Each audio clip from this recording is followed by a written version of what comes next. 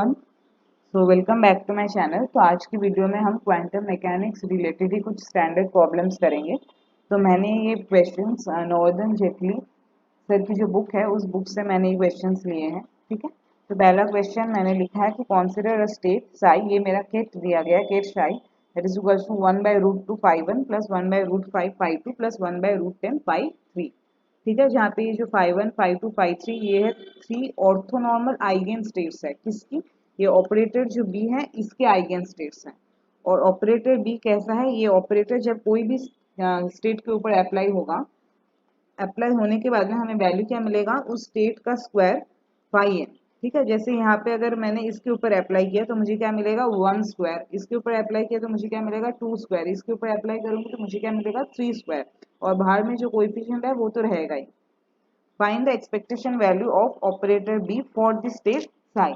तो हमें पता है एक्सपेक्टेशन वैल्यू ऑफ बी की ये फॉर्मूला है। ठीक है, ये हमें पता है। अब हमें सिर्फ ये वैल्यू और ये वैल्यू निकालना है, ये वाला वैल्यू और ये वाला वैल्यू। तो पहले हम ये वैल्यू निकालेंगे। तो ये हो गया ब्रा और ये हो गया केट। केट की वैल्यू हमें दे दी गई है तो ब्रा हम लिख सकते हैं। यहाँ पे आई का कोई टर्म नहीं है, अगर आई का टर्म होता तो हम उसकी जगह माइनस आई लिखते हैं। ठीक है, तो 1/√2 ब्रा φ1 प्लस 1/√5 ब्रा φ2 प्लस 1/√10 ब्रा φ3। ठीक है, अब हम क्या लिखेंगे? केट की वैल्यू लिखेंगे। 1/√2 केट की वैल्यू तो ऑलरेडी हमें क्वेश्चन में दे दी गई थी।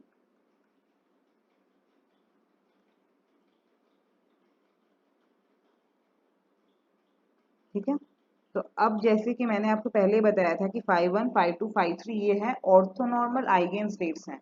मतलब क्या? मतलब अगर मैं φ1, तो मुझे वैल्यू क्या मिलेगा? 1। और अगर मैं सेम स्टेट ना हूं, अगर डिफरेंट स्टेट हो तो मुझे वैल्यू क्या मिलेगा? 0। ठीक है, मैं यहाँ पे ब्रैकेट में लिख देती हूँ कि φ1 φ2 φ3 ये हैं orthonormal eigen states. Eigen states. ठीक है, अच्छा आपको मन में आएगा कि ये आइगन स्टेट्स होता क्या है। जैसे कि सपोज साई हो गया मेरा वेव फंक्शन। मतलब मेरा जो एक पार्टिकल है वो एक कोई भी टाइम टी में कहाँ पे रह सकता है, उसका पोजीशन। वो हमें एक साई वेव फंक्शन हमें क्या बताता है? वही तो, एक पार्टिकल की पोजीशन बताता है हमें। अब इसके आइगन स्टेट्स है 3, φ1 φ2 और φ3। तो ये 3 आइगन स्टेट्स है। पार्टिकल यहाँ पे रह सकता है, यहाँ पे रह सकता है, यहाँ पे रह सकता है। तीनों में रहने की एक प्रोबेबिलिटी भी होती है, वो भी हम निकाल सकते हैं। ठीक है, तो इसे कहते हैं आइगन स्टेट्स। हम इसे कैलकुलेट करेंगे तो देखिए आप, सिर्फ φ1 इंटरेक्ट करेगा φ1 के साथ, बाकी जब φ2 और φ3 के साथ इंटरेक्ट करेगा तो वैल्यू हमें क्या मिल जाएगा? 0। तो सिर्फ ये इंटरेक्ट करेगा φ1 के साथ, तो हमें क्या मिलेगा? 1/√2 इंटू 1/√2। सिमिलरली जो मेरा φ2 है वो भी इंटरेक्ट करेगा सिर्फ φ2 के साथ, तो हमें क्या मिलेगा? 1/√5 प्लस 1/√5 1/√10 इंटू 1/√10। φ3 भी सिर्फ φ3 के साथ ही मतलब मल्टीप्लीकेशन होगा, बाकी जो टर्म के साथ वो हमें 0 मिलेगा क्योंकि ऑर्थोनॉर्मल आइगन स्टेट्स हैं। तो अब हम इसे कैलकुलेट करेंगे तो हमें क्या मिलेगा? यहाँ पे 5 plus 2 plus 1 that is 8/10 that is 4/5। ठीक है, ये हमें मिल गया। अब हमें ये वाली वैल्यू निकालनी है। इसकी वैल्यू हम निकालेंगे ब्रा, ऑपरेटर बी और फिर केट साई। ठीक है, तो ब्रा को हम कैसे लिखेंगे? 1/√2 φ1 प्लस 1/√5 φ2 प्लस 1/√10 φ3। ये operator B cap. Operator B cap की वैल्यू मैं अगर ऐसे लिख दूं आपको, क्योंकि वो n स्क्वायर थी और यहाँ पे, अच्छा ठीक है, मैं यहाँ पे बी लिख रही हूँ, मैं ज़्यादा कॉम्प्लिकेट नहीं करूँगी चीज़ को। ठीक है, और यहाँ पे केट केट की वैल्यू वापस से 1/√2 φ1 प्लस 1/√5 φ2 प्लस 1/√10 φ3। ठीक है, अब देखिए आप, ये वाला जो टर्म था ये वाला मैं सेम ऐसे ही लिख रही हूँ जैसे था। अब जो ये ऑपरेटर है बी, ये जब इसके ऊपर एक्ट करेगा, ठीक है, फर्स्ट इसके ऊपर जब एक्ट करेगा, हमने पहले ही क्वेश्चन में देखा था कि बी जब ऑपरेट करेगा तो हमें क्या मिलेगा, एन स्क्वायर फाई एन। तो जब इसके ऊपर ऑपरेट करेगा तो हमें क्या मिलेगा, एन स्क्वायर, ठीक है, तो 1 स्क्वायर √2 रहेगा यहाँ पे। इसके ऊपर ऑपरेट करेगा तो 1/√5 तो रहेगा। यहाँ पे n की वैल्यू हो गई क्या, 2, तो 2 स्क्वायर। फिर यहाँ पे 1/√10 तो रहेगा, n की वैल्यू कितनी है यहाँ पे 3, तो 3 स्क्वायर, ठीक है।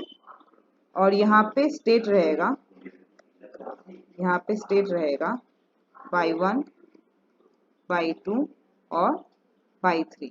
अब इन दोनों का होगा, जैसे कि हमें पता है phi 1, phi 2, phi 3 orthonormal है, तो यहाँ पे 1/√2, फाई 1 सिर्फ फाई 1 के साथ ही मल्टीप्लीकेशन होगा, बाकी जो प्रोडक्ट होंगे वो हमें क्या मिल जाएगा, 0। आई होप आपको समझ में आ रहा है, ठीक है। तो यहाँ पे हमें क्या मिला, हाफ, यहाँ पे क्या मिला 5 और यहाँ पे 4, यहाँ पे क्या मिला 9 और यहाँ पे 10। एलसीएम लेंगे 10, तो यहाँ पे हमें मिलेगा 5, 8 और 9। यहाँ पे हमें कितना मिला,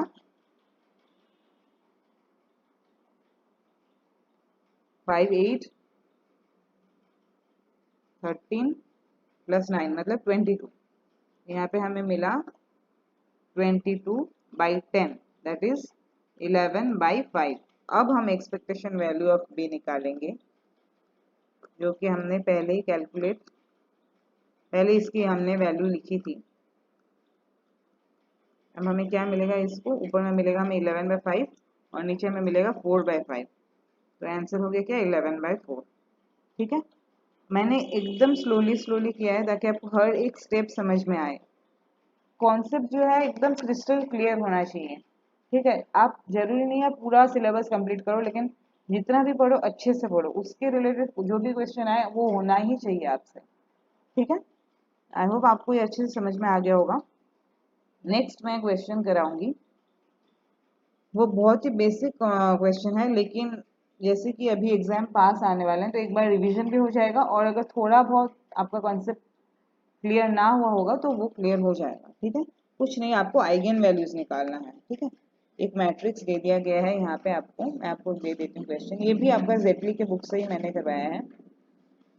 क्वेश्चन आपका है, आपको निकालना है eigenvalues and normalised eigenvectors.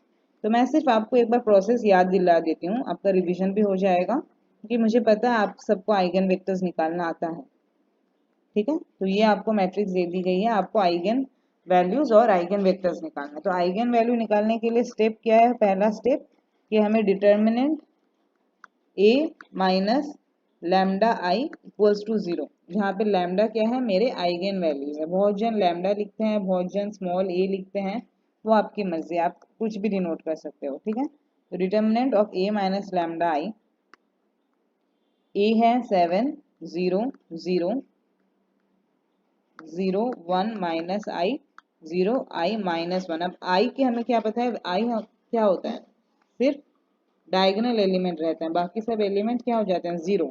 तो सिर्फ डायगोनल एलिमेंट में एक माइनस लैम्डा होगा, ठीक है। अब हम इसे कैलकुलेट करेंगे, 7 माइनस लैम्डा और इधर में 1 minus lambda minus 1 minus lambda minus of minus I into I, ठीक है, दैट इज इक्वल्स टू 0। तो यहाँ पे 7 माइनस लैम्डा 1 माइनस लैम्डा, अगर मैं माइनस को कॉमन ले रही हूँ तो 1 plus lambda minus I into I square की वैल्यू होती है -1, यहाँ पे ऑलरेडी एक माइनस है तो +1, तो minus of 1 that is equals to 0। अब ये हो गया क्या, a minus b a plus b, मतलब a square minus b square, minus of 1 that is equals to 0, 7 minus lambda और यहाँ पे माइनस है तो 1 minus plus lambda square minus 1 that is equals to 0। तो यहाँ से हमें क्या मिलेगा, 7 minus lambda square minus 2 equals to 0। तो हम इसको अब क्या लिख सकते हैं, 7 minus lambda equals to 0, lambda square minus 2 equals to 0। यहाँ से मुझे क्या मिला, एक वैल्यू मिली लैम्डा 1 की 7 और लैम्डा 2 की वैल्यू हमें क्या मिलेगी √2 और लैम्डा 3 की वैल्यू हमें क्या मिलेगी -√2। ठीक है, अब ये हो गया आइगन वैल्यूज। ये भी आपको एक क्वेश्चन मिल सकता है। ऐसे क्वेश्चन तो आप गेट में और जेस्ट में तो आराम से आप एक्सपेक्ट कर सकते हो। ठीक है, so next question is consider a system whose state is given in terms of an orthonormal set of three vectors phi1 phi2 phi3। verify that psi is normalized। तो psi normalized है क्या नहीं उसको चेक करने के लिए हमें ऑर्थोनॉर्मलिटी condition के अकॉर्डिंग हमें ये चेक करना पड़ेगा कि इस क्वांटिटी की जो वैल्यू है उसकी वैल्यू क्या होनी चाहिए, 1 होनी चाहिए, राइट। इसकी वैल्यू होनी चाहिए 1। अगर इसकी वैल्यू 1 हुई तो मैं क्या कहूँगी कि जो मेरा साई है वो नॉर्मलाइज्ड है। तो ये हो गया मेरा ब्रा साई, ये हो गया मेरा केट साई। तो ब्रा साई को मैं ऐसे लिखूंगी और केट साई को मैं ऐसे लिखूंगी। और phi1 phi2 phi3 ये तीनों भी ऑर्थोनॉर्मल सेट ऑफ 3 वेक्टर्स हैं। इसका मतलब क्या कि phi1 की वैल्यू होगी 1 और जब मेरी दूसरी कोई भी होगी मतलब phi1 के साथ phi2 या phi1 के साथ phi3 उसकी वैल्यू हो जाएगी 0। ठीक है, तो अब हम इसको कैलकुलेट करेंगे तो ये phi1 सिर्फ phi1 के साथ ही इंटरेक्ट करेगी। तो हमें क्या मिलेगा √3/3 into √3/3 plus 2/3 into 2/3 plus √2/3 into √2/3। ठीक है, तो यहाँ पे हमें क्या मिलेगी 3/9 प्लस 4/9 प्लस 2/9। ऐसे हमें क्या मिल रहा है 9 3 plus 4 plus 2 that is 9/9 that is 1। तो साइन नॉर्मलाइज्ड है, राइट। इसके बाद में क्या बोला गया, then calculate the probability of finding the system in any one of the states phi1 phi2 phi3। तो मैंने पहले ही बताया था कि प्रोबेबिलिटी की फॉर्मूला क्या होती है। Second part, probability of finding the state in phi1, इसकी प्रोबेबिलिटी होगी phi1 psi और नीचे होगी, ठीक से लिखते हैं हम लोग इसको। Second part, probability of finding the state in phi1 is phi1 psi और नीचे हम लोग लिखेंगे। ठीक है, तो ये होगी मेरी फॉर्मूला। तो ये मुझे ऑलरेडी पता है 1। Probability of finding the system in phi2, मैं इसको डायरेक्टली लिख सकती हूँ phi2 psi, राइट, क्योंकि नीचे वाला टर्म तो 1 होगा। और probability of finding the state in phi3, इसको मैं क्या लिखूंगी phi3 psi। ठीक है, तो इसको मैं कैलकुलेट करूंगी। ओके, तो अब phi1 और ब्रा ऑफ साई ये हो गया √3/3 phi1 प्लस, देख लेते हैं 2/3 phi2 और √2/3 2/3 phi2 प्लस √2/3 phi3। ठीक है, अब देखिए phi1 सिर्फ phi1 के साथ इंटरेक्ट करेगा तो मुझे क्या मिलेगा √3/3। तो ये हो गया प्रोबेबिलिटी। सिमिलरली अगर मैं phi2 का निकालूं तो देखिए phi2 सिर्फ phi2 के साथ इंटरेक्ट करेगा तो डायरेक्ट मैं क्या लिख सकती हूँ 2/3 और phi3 सिर्फ phi3 के साथ तो डायरेक्ट मैं क्या लिख सकती हूँ √2/3। तो ये हो गया probability of finding the system in phi1 phi2 and phi3। ठीक है, यहाँ पे एक हो जाएगा स्क्वायर होता है यहाँ पे। ठीक है, ये होता है इसका मॉड का स्क्वायर। ठीक है, तो यहाँ पे हो जाएगा इसका स्क्वायर, यहाँ पे हो जाएगा इसका स्क्वायर और यहाँ पे हो जाएगा इसका स्क्वायर। तो हमें क्या मिलेगा यहाँ पे 3/9 दैट इज 1/3। यहाँ पे हमें क्या मिलेगा 4/9 और यहाँ पे हमें क्या मिलेगा 2/9। इसको आपने सही किया कि नहीं किया इसको चेक कैसे कीजिएगा। टोटल प्रोबेबिलिटी हमेशा 1 होएगी। ठीक है, टोटल प्रोबेबिलिटी हमेशा 1 होगी। तो यहाँ पे आप चेक कीजिए phi1 के लिए 1/3, phi2 के लिए 4/9 और phi3 के लिए 2/9। इससे हमें क्या मिल रहा है 3 + 4 + 2 दैट इज 9/9 दैट इज 1। मतलब सही है। ठीक है, अब क्वेश्चन में क्या पूछा गया है, क्वेश्चन में पूछा गया है verify that the total probability is equal to 1, जो तो हमने कर लिया। Consider now an ensemble of 810। Suppose एक एनसेम्बल है जहाँ पे टोटल नंबर कितना है 810। अब each one of them in the state psi 1, अच्छा साई में टोटल नंबर है 810, तो हमें ये निकालना है कि फाई 1 फाई 2 और फाई 3 में कितने सिस्टम्स रहेंगे। ठीक है, तो बहुत इजी है, हमें प्रोबेबिलिटी पता है, राइट। थर्ड पार्ट, हमें प्रोबेबिलिटी पता है, तो फाई 1 में कितने नंबर सिस्टम्स रहेंगे, प्रोबेबिलिटी जो मेरी फाई 1 की थी इनटू जो टोटल नंबर ऑफ पार्टिकल्स हैं, तो फाई 1 की प्रोबेबिलिटी कितनी थी 1/3 और पार्टिकल्स कितने थे 810, तो 810/3 करेंगे तो ये हो जाएगी number of the systems which are present in phi 1 और number of the systems which are present in phi 2। Probability phi 2 में थी 4/9 into total number of particles हो गए 810 और number of particles in state phi 3 यहाँ पे हो गया मेरा प्रोबेबिलिटी कितना था, इसका था मेरा 2/9, तो 2/9 इंटू टोटल नंबर हो गया 810। बाकी कैलकुलेशन आप कर लो। ठीक है, और क्या पूछा गया था, और कुछ नहीं पूछा गया था। तो ये आप प्रोसेस समझ लो, कॉन्सेप्ट समझ लो कि कैसे मुझे क्या निकालना है। ठीक है, दो क्वेश्चन मैं एक्स्ट्रा करवा रही हूँ, वो क्वांटम मैकेनिक्स के नहीं है, वो इलेक्ट्रोस्टैटिक्स के हैं। इलेक्ट्रोस्टैटिक्स में भी एक सब टॉपिक है डाई इलेक्ट्रिक, उसके रिलेटेड मैं दो क्वेश्चन आज करवा रही हूँ। ठीक है,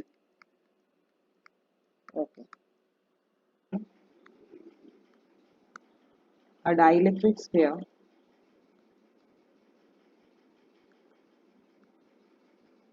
of radius a has a polarization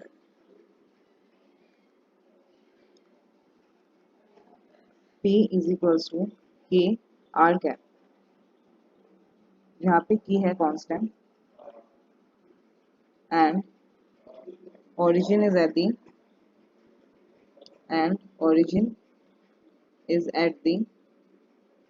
center of the sphere,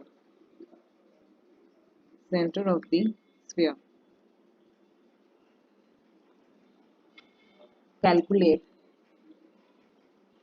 the volume and surface densities of the polarization charge in the sphere। ये जो मैं प्रॉब्लम्स करवा रही हूँ ये मैं एक स्टैंडर्ड बुक से करवा रही हूँ। ठीक है, तो इससे क्या होगा, आपका जो कंसेप्ट है वो आपका क्लियर हो जाएगा, और कंसेप्ट क्या होता है वो रिपीट होता है, क्वेश्चंस रिपीट नहीं हो पाएंगे लेकिन जो कंसेप्ट है वो रिपीट होगा आपके एग्जाम में।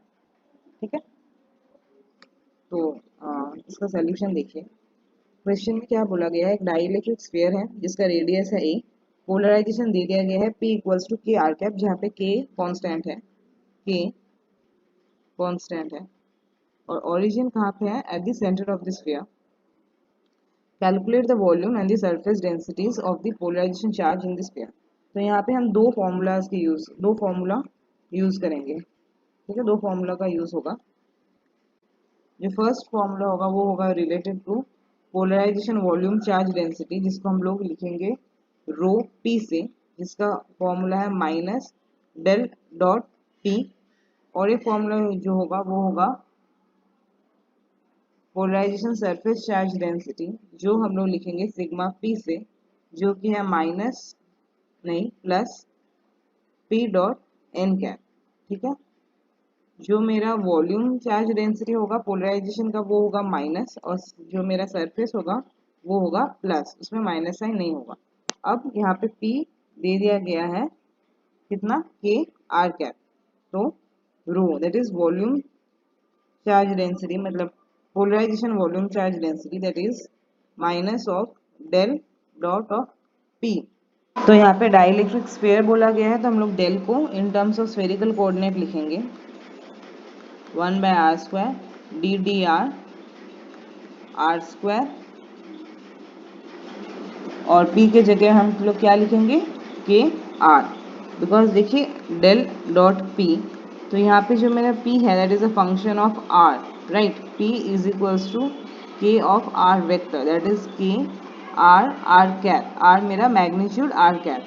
तो यहाँ पे जब मैं डेल डॉट p करूँगी तो ऑब्वियसली सिर्फ जो मेरा यहाँ पे जो r का जो कॉम्पोनेंट है सिर्फ वो आएगा, because r cap dot r cap equals to 1, theta cap dot r cap करेंगे तो 0 आएगा, और phi cap dot r cap करेंगे फिर भी 0 आएगा। तो सिर्फ जो r का जो डिपेंडेंसी है डेल में, सिर्फ वो वाला टर्म हम लोग लिखेंगे, ठीक है। So minus of 1 by r square, k तो कांस्टेंट है तो बाहर आ जाएगा, d d r square r that is r cube का डिफ्रेंशिएशन करेंगे तो हमें क्या मिलेगा 3r स्क्वायर। सो यहाँ से हमें मिलेगा माइनस ऑफ के, सॉरी माइनस ऑफ के माइनस ऑफ 3k। तो ये हमें मिल रहा है पोलराइजेशन वॉल्यूम चार्ज डेंसिटी। अब हमें निकालना है पोलराइजेशन सरफेस चार्ज डेंसिटी। तो इसके लिए sigma of p that is equals to p dot n cap, जो यहाँ पे जो आउटवर्ड नॉर्मल होगा वो भी अराउंड r डायरेक्शन होगा, करेक्ट। तो हम इसे क्या लिखेंगे, r magnitude r cap, so we are getting what k r। But यहाँ पे आपको एक चीज़ देखनी है, जो मेरा सरफेस चार्ज डेंसिटी होगा सिग्मा p, तो सरफेस मतलब जो रेडियस है मेरा a, जो यहाँ पे बोल दिया गया स्फेयर का रेडियस है a, तो यहाँ पे हमें r के जगह at r equals to a, ठीक है। तो at r equals to a we are going to get the value k a, ठीक है। तो ये हो गया मेरा पोलराइजेशन सरफेस चार्ज डेंसिटी, और ये हो गया पोलराइजेशन वॉल्यूम चार्ज डेंसिटी। तो ये हमने ऐसे क्यों किया r इक्वल्स टू, क्योंकि देखिए ये सरफेस चार्ज डेंसिटी है, तो ये जो मेरा डाइलेक्ट्रिक स्फीयर है जो कि मेरा ओरिजिन में था, सेंटर जिसका ओरिजिन में था, तो इसका हम लोग सरफेस में जब निकाल रहे हैं, इसका जो रेडियस है a, तो इस जगह में हम लोग क्या पुट करेंगे, r is equals to a put करेंगे, ठीक है।